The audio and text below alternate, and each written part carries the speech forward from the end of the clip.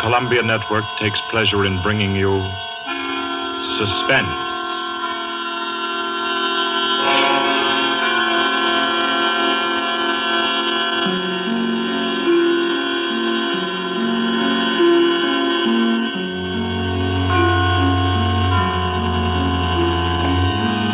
Suspense, Columbia's parade of outstanding thrillers, produced and directed by William Spear and scored by Bernard Herrmann. The notable melodramas from stage and screen, fiction and radio, presented each week to bring you to the edge of your chair, to keep you in suspense.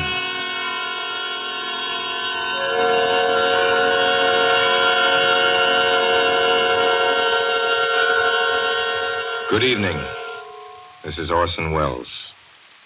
I'm very happy I am to be back in the United States and back on the Columbia Network, even for so short a visit as this one. Back with old friends like Johnny Dietz, who is tonight's director, and Bernard Herrmann. The Mercury Theater presented tonight's radio play for the first time last year. We came right out then and hailed it as a classic of the medium. Nobody argued the point. A lot of people asked us to do it again, so it's gratifying to get the chance now and to find a favorite of ours in this distinguished anthology of spook shows. Personally, I've never met anybody who didn't like a good ghost story, but I know a lot of people who think there are a lot of people who don't like a good ghost story. For the benefit of these, at least, I go on record at the outset of this evening's entertainment with a sober assurance that although blood may be curdled on this program, none will be spilt.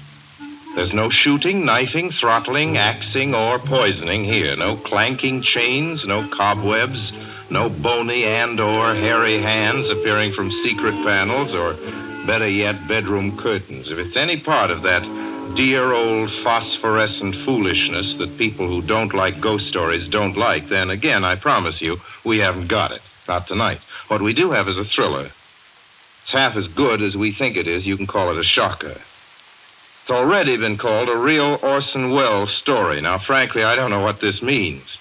I've been on the air directing and acting in my own shows for quite a while now, and I don't suppose I've done more than half a dozen thrillers in all that time.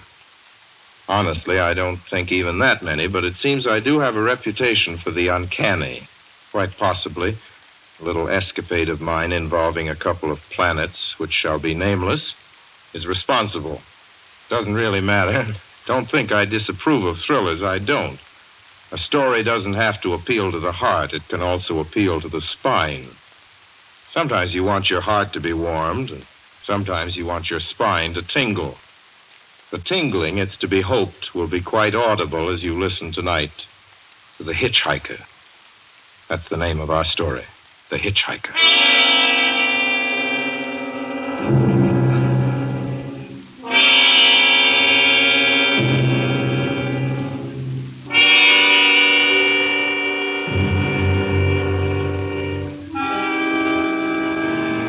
I'm in an auto camp on Route 66, just west of Gallup, New Mexico.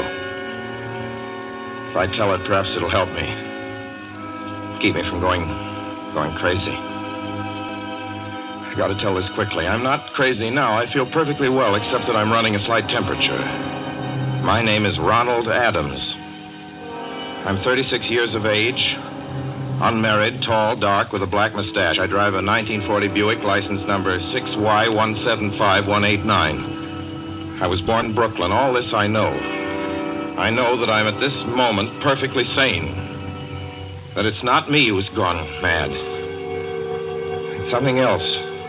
Something utterly beyond my control.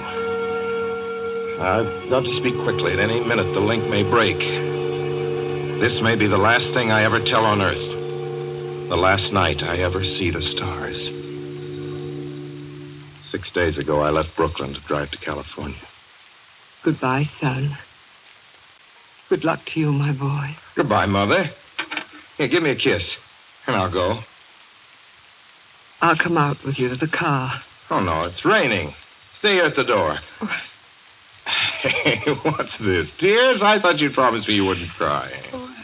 I know, dear. I'm sorry. But I do hate to see you go. I'll be back.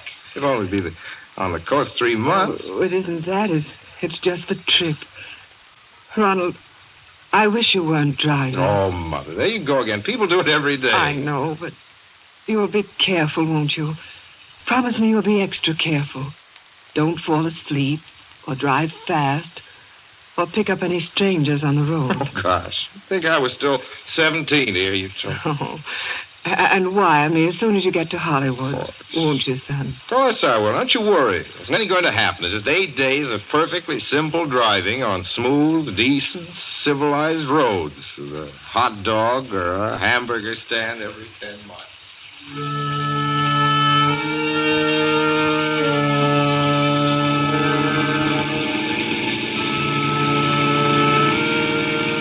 I was in fine spirits. The drive ahead of me, even the loneliness, seemed like a lark. I reckoned without him. Crossing Brooklyn Bridge that morning in the rain, I saw a man leaning against the cables. He seemed to be waiting for a lift. There were spots of fresh rain on his shoulders. He was carrying a cheap overnight bag in one hand. He was thin, nondescript, with a cap pulled down over his eyes. I would have forgotten him completely, except that just an hour later, while crossing the Pulaski Skyway over the Jersey Flats, I saw him again. At least, he looked like the same person. He was standing now with one thumb pointing west. I couldn't figure out how he got there, but I thought probably one of those fast trucks had picked him up, beaten me to the Skyway, and let him off. I didn't stop for him. Then late that night, I saw him again. It's on the new Pennsylvania Turnpike between Harrisburg and Pittsburgh. It's 265 miles long with a very high speed limit. I was just slowing down for one of the tunnels when I saw him, standing under an arc light by the side of the road. I'd seen quite distinctly the bag, the cap, even the spots of fresh rain spattered over his shoulders. He hallooed at me this time. Hello! Hello! I stepped on the gas like a shot. That's lonely country through the Alleghenies, and I had no intention of stopping. Besides, the coincidences or whatever it was gave me the willies. Stopped at the next gas station.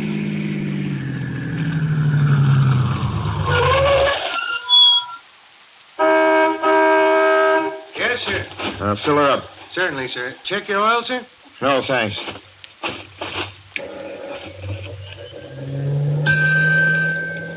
Nice night, isn't it? Yes. It hasn't been raining here recently, has it? Not a drop of rain all week. Oh? Oh, I suppose that doesn't done your business any harm. Oh, people drive through here all kinds of weather. Mostly business, you know. There aren't many pleasure cars out on the turnpike this season of the year. I suppose not. What about hitchhikers? Hitchhikers here? What's the matter? Don't you ever see any? Not much. If we did, it'd be a sight for sore eyes. Why? Oh, I'd be a fool who started out to hitch rides on this road. Look at it. Then, you've never seen anybody? Nope. Maybe they get the lift before the turnpike starts. I mean, just before the toll house. But then it'd be a mighty long ride. Most cars wouldn't want to pick up a guy for that long a ride. And this is pretty lonesome country here. Mountains and woods. You ain't seen anybody like that, have you? No. Oh, no, not at all. I was just a technical question. I see. Well, that'll be just $1.49 with the tax.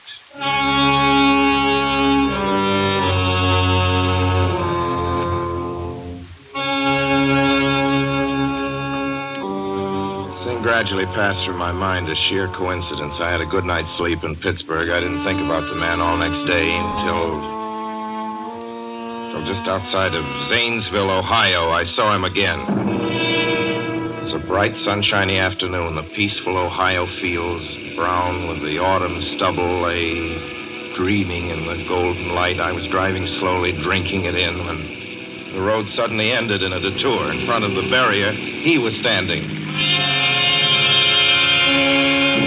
Now, let me explain about his appearance before I go on. I repeat, there was nothing sinister about him. He was as drab as a mud fence, nor was his attitude menacing. He merely stood there, waiting, almost drooping a little, the cheap overnight bag in his hand. He looked as though he'd been waiting there for hours. And he looked up. He hailed me. He started to walk forward. Hello? Hello? Hello? No, not just now, sorry. Going to California? No, not today. The other way, going to New York, sorry.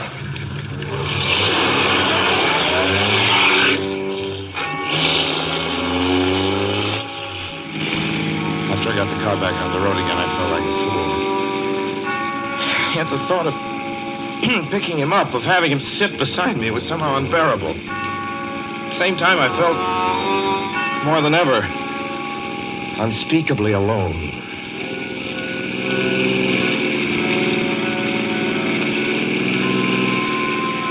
Hour after hour went by. The fields, the towns ticked off one by one. The light changed. I knew now that I was going to see him again. And though I dreaded the sight, I caught myself searching the side of the road, waiting for him to appear.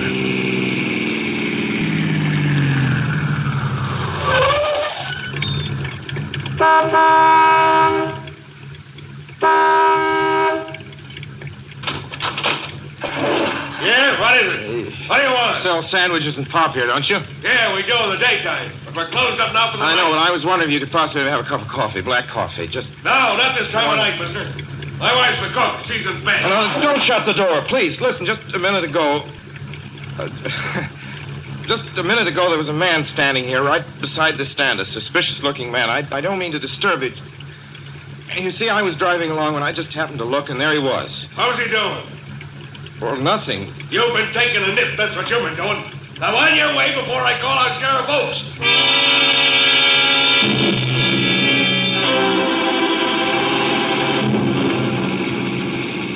I got into the car again and drove on slowly. I was beginning to hate the car.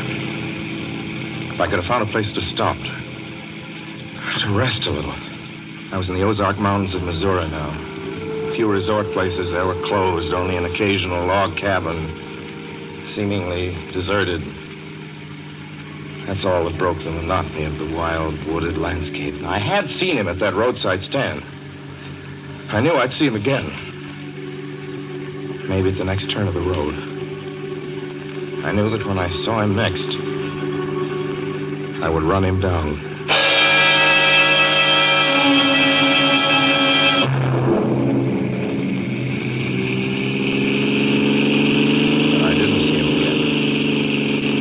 I didn't see him until late next afternoon. I stopped a car at a sleepy little junction just across the border into Oklahoma to let a train pass by. When he appeared across the tracks, leaning against a telephone pole. Perfectly airless, dry day. The red clay of Oklahoma was baking under the southwestern sun. Yet there were spots of fresh rain on his shoulders. I couldn't stand that. Without thinking, blindly, I started the car across the tracks. He didn't even look up at me. He was staring at the ground. I stepped on the gas hard, veering the wheel sharply toward him. I could hear the train in the distance now, but I didn't care then. Something went wrong with the car. The train was coming closer. I could hear its bell ringing and the cry of its whistle. Still, he stood there. And now I knew that he was beckoning me to my death.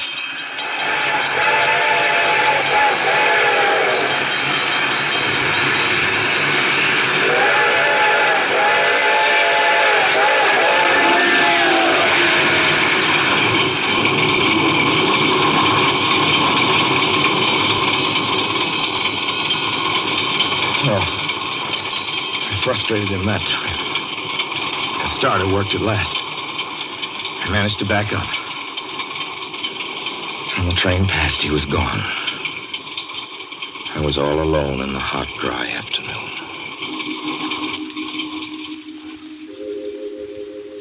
After that, I knew I had to do something. I didn't know who this man was or what he wanted of me. I only knew that from now on, I mustn't let myself alone on the road for 1 minute. Hello there. Like a ride? Well, what do you think? How far are you going? Where do you want to go? Amarillo, Texas. I'll drive you there. Gee.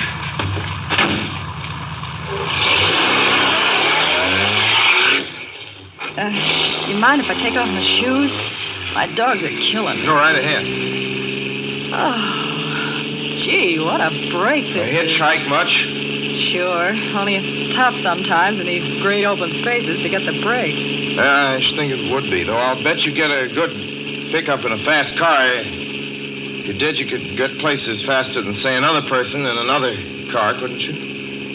I don't get you. Well, take me, for instance. Suppose I'm driving across the country, say, at a nice, steady clip, about 45 miles an hour. Couldn't a girl like you just standing beside the road waiting for lifts beat me to town, or any town, provided she got picked up every time in a car doing from 65 to 70 miles an hour? I don't know.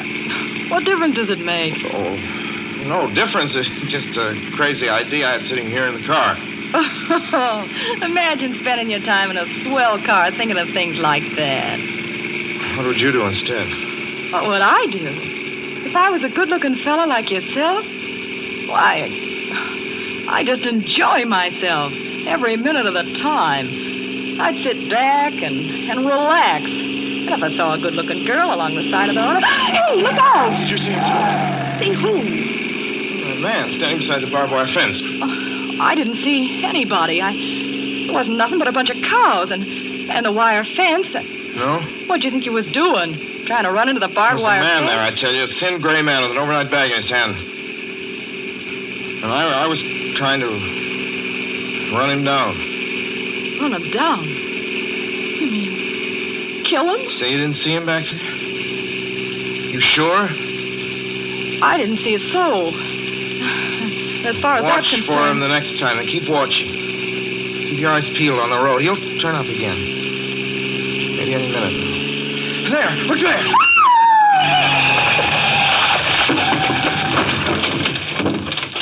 How does this door work? I'm getting out of See here. him that time? No, I didn't see him that time. And personally, mister, I don't expect never to see him. All I want to do is go on living. I don't see how I will very long, driving with you. Oh, I'm sorry. I don't know what came over me, but please don't go. So if you'll excuse me... You can't go. Listen, how would you like to go to California? I'll drive you to California. Seeing pink elephants all the way? No, thanks. Thanks just the same. Listen, please, just 1 minute, please. You know what I think you need, big boy? Not a girlfriend. Just a good dose of sweet... Please. There, I got it now. No, you can't go. Please, Leave come your back. hands off me, do you hear? Leave your hands off...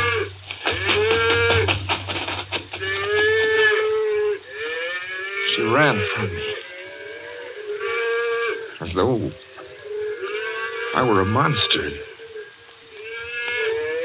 few minutes later, I saw a passing truck pick her up. I knew then that I was utterly alone. It was in the heart of the great Texas prairies. There wasn't a car on the road after the truck went by. I tried to figure out what to do, how to get hold of myself. If I could find a place to rest, or even if I could sleep right here in the car for a few hours along the side of the road. I was getting my winter overcoat out of the back seat to use as a blanket when I saw him coming toward me, emerging from the herd of moving steer. Hello?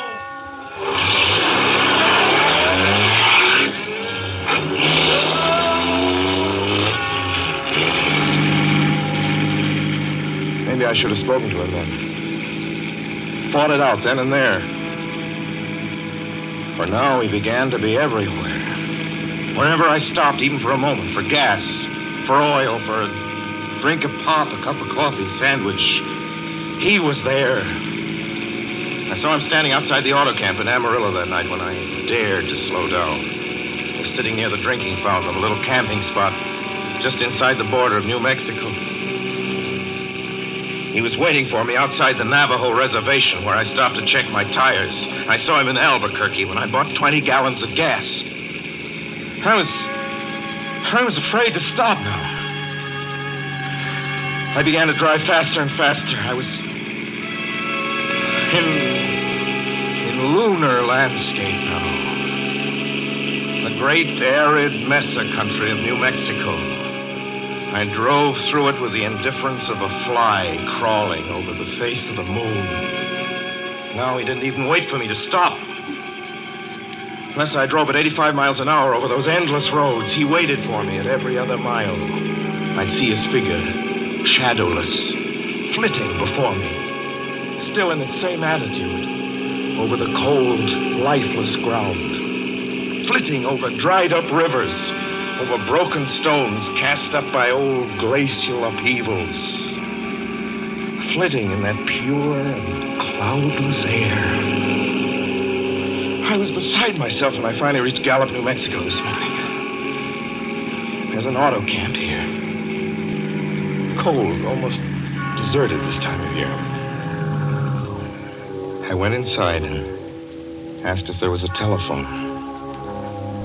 I had the feeling that if only I could speak to someone familiar, someone I loved, I could pull myself together.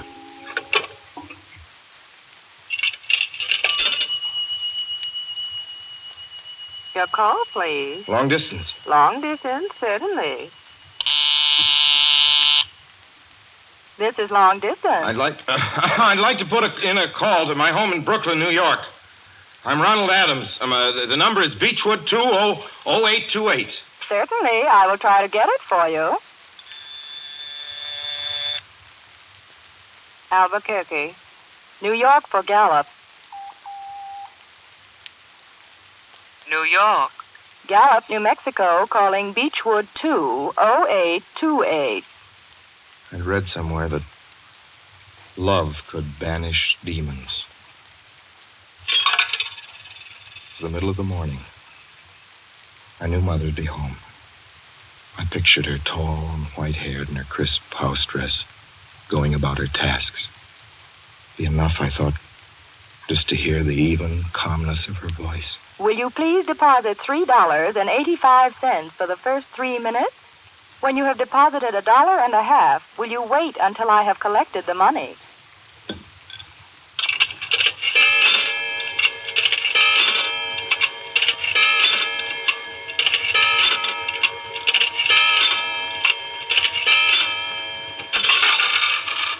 All right, deposit another $1.50.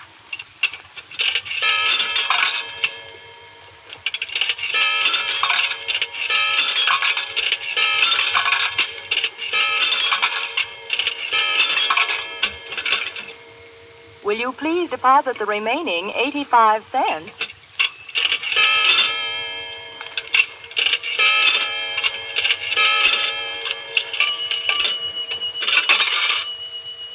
Ready with Brooklyn. Go ahead, please. Hello? Mrs. Adams' residence. Hello, Mother? This is Mrs. Adams' residence. Who is it you wish to speak to, please? What? Who's this? This is Mrs. Whinney. Mrs. Whinney? I don't know any Mrs. Whinney. Is this Beechwood 20828? Yes? Where's my mother? Where's Mrs. Adams? Mrs. Adams is not at home. She's still in the hospital. The hospital? Yes. Who is this calling, please? Is it a member of the family? Well, what's she in the hospital for? She's been prostrated for 5 days. Nervous breakdown. But who is this Nervous calling? breakdown? Well, my mother never was nervous. It's all taken place since the death of her oldest son, Ronald. Death of her oldest son, Ronald? Hey, what's this? What number is this? This is Beechwood 20828. It's all been very sudden. He was killed just 6 days ago in an automobile accident on the Brooklyn Bridge. Your 3 minutes are up, sir. Your 3 minutes are up, sir.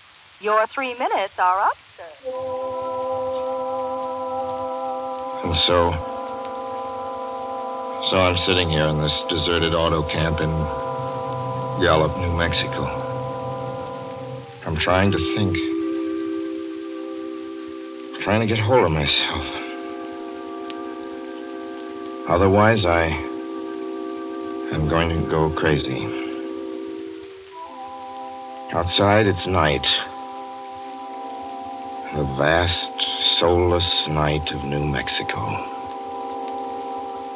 1,000,000 stars are in the sky. Ahead of me stretch 1,000 miles of empty mesa. Mountains, prairies, desert. Somewhere among them, he's waiting for me. Somewhere I shall know who he is and who I am.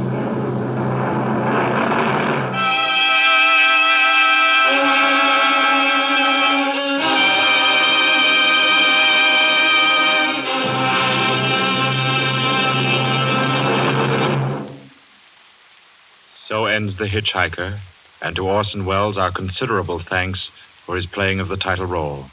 Mr. Welles? Help wanted. Men, women, and children.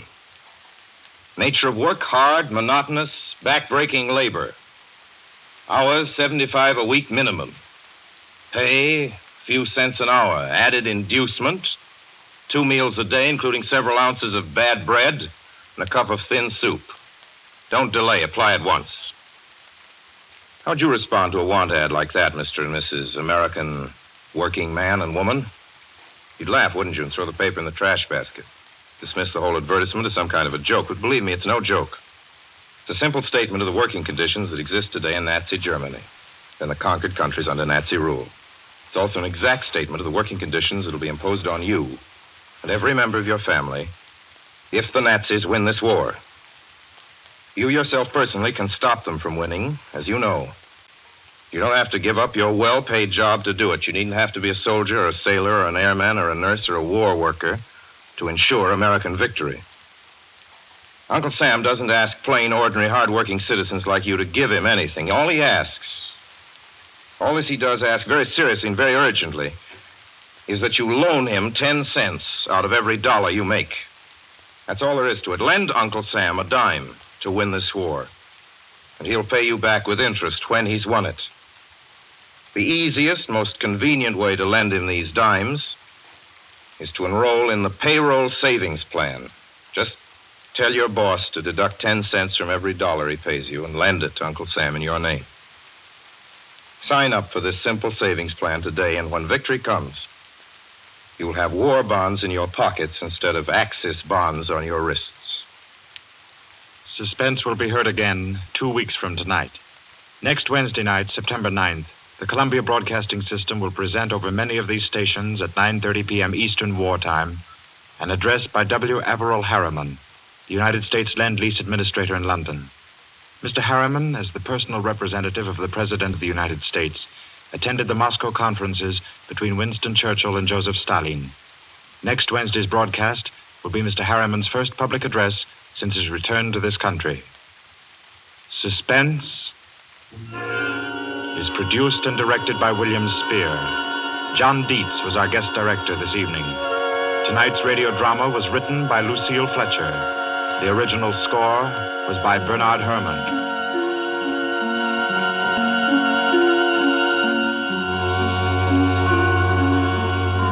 This is the Columbia Broadcasting System.